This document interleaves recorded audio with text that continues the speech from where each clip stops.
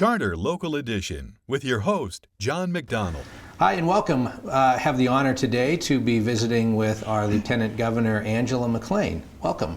Thank you, John. The honor is mine. Well, thank you very much. Appreciate you taking a little time at the Democratic Convention to visit with us.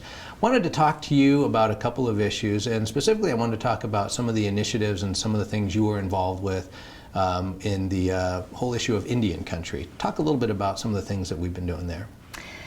The governor launched a program called Main Street Montana, and basically what it is a public-private partnership to grow the economies all across the state, beginning with main streets all across the state.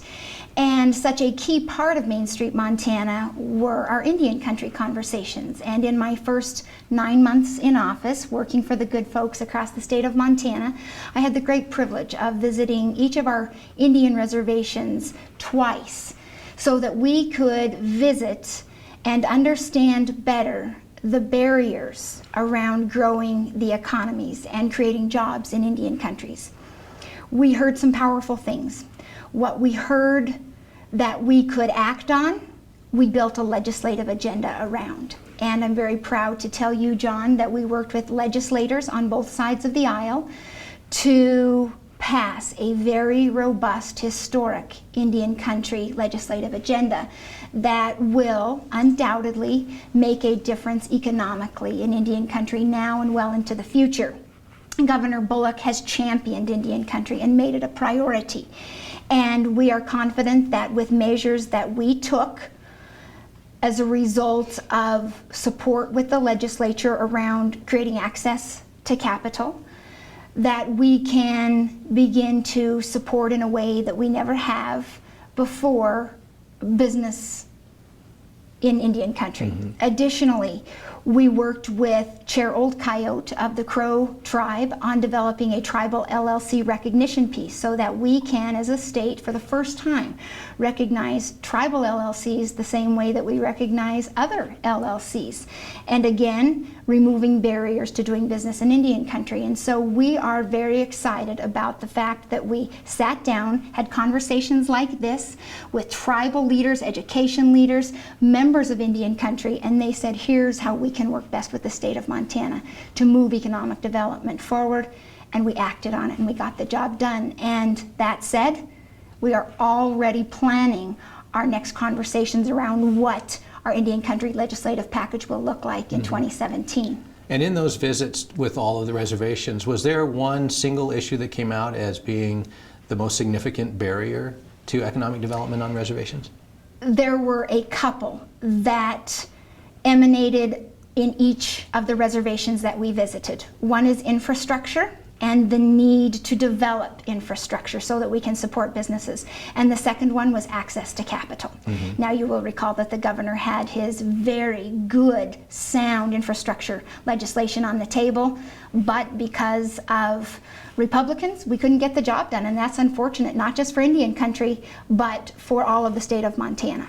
And we were able, though, to move forward on the access to capital measures, and I mentioned the revolving loan fund piece and the recognition piece around the limited liability corporation piece will allow business transactions to go forward more seamlessly. So we made some inroads. There's a lot of work left to be done. We're working with folks like Susan Woodrow from the Federal Reserve and having meaningful conversations around what our next steps would be to specifically target collateral and the hefty, lofty asks on collateral.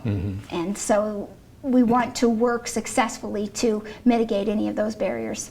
Another issue that I know is pretty dear to your heart is youth, and your background is a teacher and having taught on reservations as well. Talk a little bit about the Native Youth Summit that's coming up. What is that, and what's your goal in that? We are inviting youth from all across the state of Montana in Indian country to come to a conversation about how we can engage them in a conversation about them.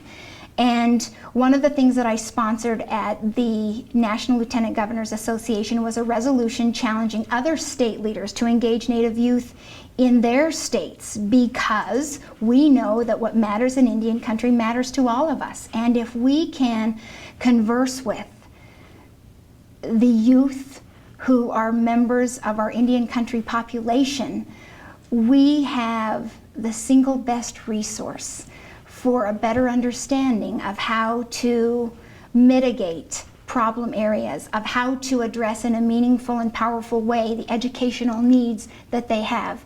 And at the end of the conversation with our Native American Youth Summit that will happen in Helena, we hope that we have partners for not just that day, but partners for the future in growing and creating opportunities for all of Indian country. And when is that Youth Summit scheduled for? Our Youth Summit is scheduled for September, and we have partnered with the Superintendent of Public Instruction. And it's going to be a very exciting event, and we are looking for any and all students who have led a conversation around Indian student engagement to come to the table and be a part of moving all that is important to Indian country forward. That's great. Let's talk a little bit just about you and your background and how you ended up in the position that you're in as Lieutenant Governor.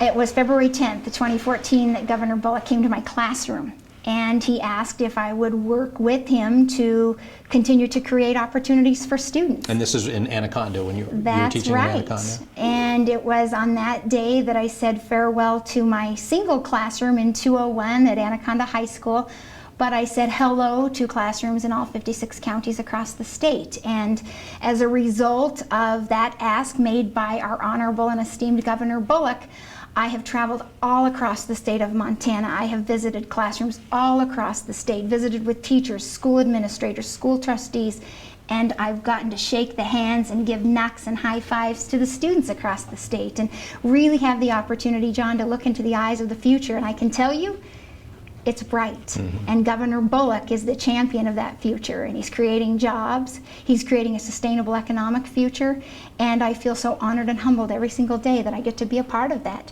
because when you go to those classrooms, you understand more fully than ever before that you have a challenge ahead of you, and you better be darn well willing every single day to wake up and do all you can to meet that challenge. And I'm proud to tell you I work with a guy, Steve Bullock, who wakes up every single day and understands that that needs to be his priority, and he goes out and tackles it. And I'm humbled and privileged to be his partner in going out and tackling it, and we're making a difference. And we've seen record historic funding in education for K-12.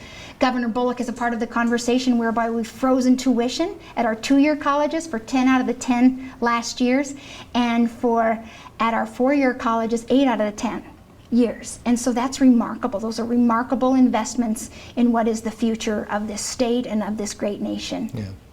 Well, Lieutenant Governor, it's been fantastic getting an opportunity to visit with you. We have been visiting with Lieutenant Governor Angela McLean at the Montana Democratic Party Convention here in Bozeman. I want to thank you again for your time. Thank you for having me. It's been a privilege. Mine too. Thank you very much. Thank you, John. Charter Local Edition has been an exclusive presentation of Charter Communications, providing original programming.